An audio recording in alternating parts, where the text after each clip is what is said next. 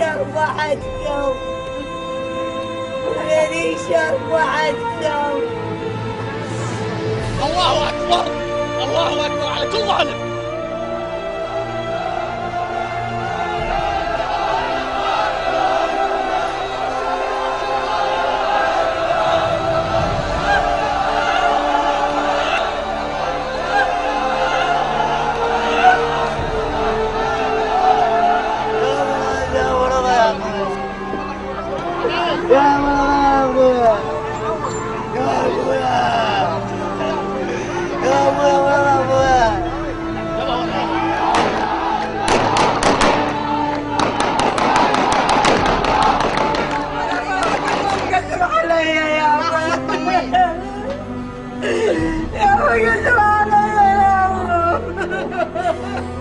نادي اخو طارق عغيي عليم انا نادي اني عليم انا نادي اني يا الله اكبر.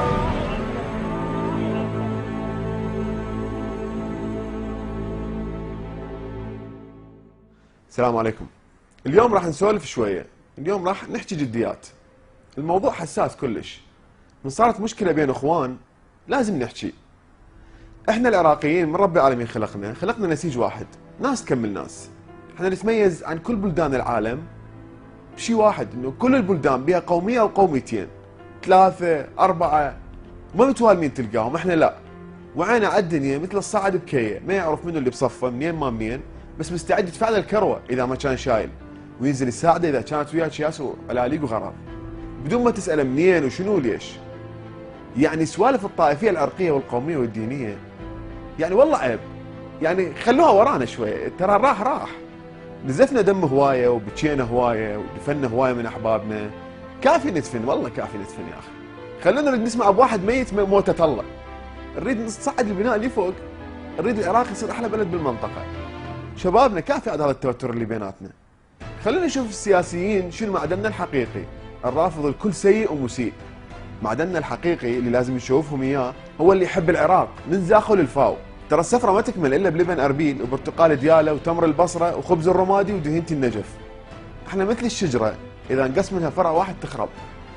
لا تخلون الاجيال الجايه تضحك علينا. خلوهم يقولون علينا كان جيل واعي ومثقف وعرف شلون يتصرف. خلونا نكتب التاريخ، كل من موقعه يقدم احسن ما عنده البلد. من تشتغل باي شيء كان ولو بسيط، خلي حبك لوطنك فوق كل شيء وانت تشتغل. حط ايدك بيد صاحبك وجيرانك واخوك بن عمك وابني هالوطن، كافي دمار، كافي تعبنا والله. المخطئ خلينا علمه غلطه، ما نحتقره وننبذه، بالعكس نحتضنه ونربيه.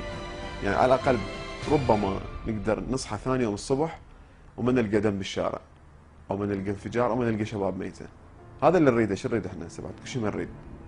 وخليكم ويا هذا الفيديو اللي شاركونا به مجموعه من الشباب لا على التعيين، متطوعين مجرد انه رادوا يوصلون فكرتهم ويوصلون للعالم ويحجون ويقولون انه احنا ضد هذا الموضوع، احنا ضد الطائفيه، واحنا ضد التفرقه بيناتنا، لانه الله خلقنا واحد، مو بكيفنا هذه السالفه، ما نعترض على حكم رب العالمين.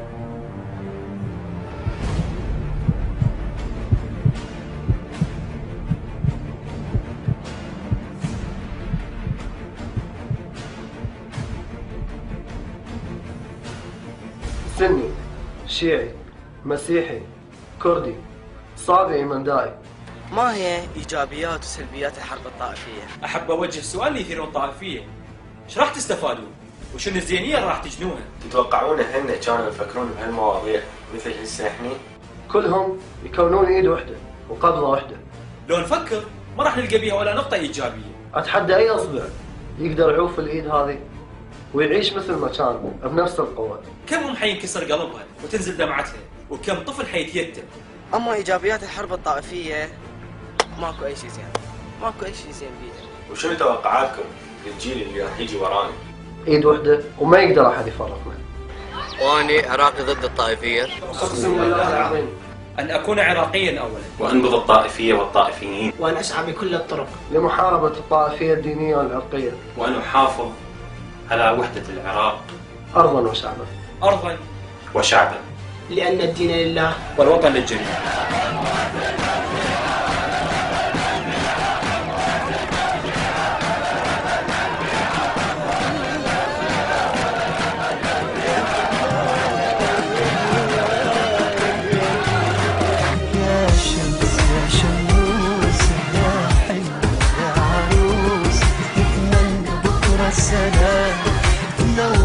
عليهم شموس. وانا واصحابي الحلوين احمد وعيسى وموسى، واطفال العالم كله خلف السلام بوسة.